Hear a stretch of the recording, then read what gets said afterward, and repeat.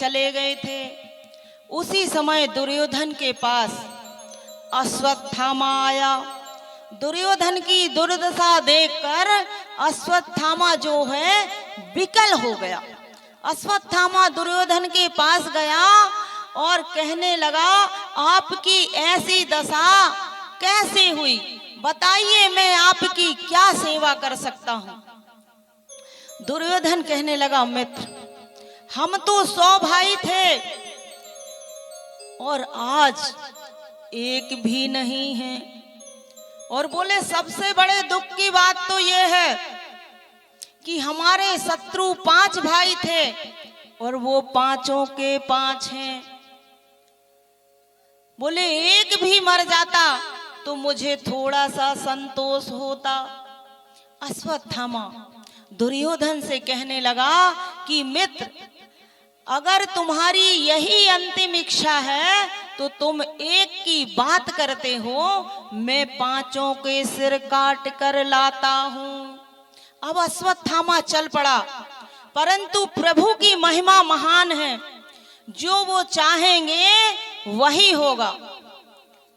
आज भगवान 5 पांडवों को शिविर से ही बाहर लेकर चले गए। भगवान ने कहा कि हमें विजय प्राप्त हुई है, तो इस विजय के लिए कुछ श्री उत्सव का प्रोग्राम किया जाए, कुछ उत्सव मनाया जाए। जैसे आजकल हमारे यहाँ कुछ खुशी होती है, बच्चे का जन्म होता है या बर्थडे या शादी विवाह या किसी की नौकरी लग जाती है, किसी भी प्रकार की खुशी होती है तो क्या करते हो, पार्टी मनाने जाते हो। ऐसे ही भगवान ने कहा कि हमें इस युद्ध में विजय हुई है तो हम चलो एक श्री उत्सव मनाते हैं। ऐसा करके कन्हैया 5 पांडवों को शिविर से लेकर बाहर चले गए। अब जब 5 पांडवों चले गए भगवान के साथ धूमधाम से उत्सव मनाने लगे, तो 5 पांडवों की सैया, जिसको खाट बोलते हैं, खाली पड़ी थी। पांडवों के 5 पुत्र एक एक करके आए और 5 खाट पे सो गए। अब जैसे ही अश्वत्थामा वहां पर आया तो अश्वत्थामा को लगा ये पांडव ही हैं, क्योंकि पांडव पुत्र जो थे वो पांडव जैसे ही लगते थे। अश्वत्थामा ने एक एक करके 5 के सिर काट लिए और प्रसन्न हो गया कि मैं तो सफल हो गया, और 5 को लेकर दुर्योधन के पास पहुंच गए और दुर्योधन से कहने लगा, मित्र, तुमने तो एक मांगा था, मैं तो 5 के सिर काट के ले आया।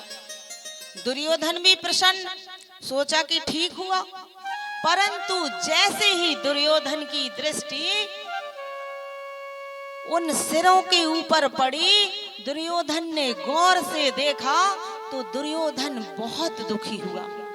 दुर्योधन बोला, भैया तूने ये क्या किया, ये तो पांडवों के पुत्र हैं और तूने इन्हें मार दिया, इनने मेरा क्या बिगाड़ा था। बोले, तूने तो इनको मारकर हमारे घर में पानी देने वाला भी नहीं छोड़ा। दुर्योधन दुखी हो गया और कहने लगा, इनने मेरा क्या बिगाड़ा था, इनसे मेरा क्या वैर था।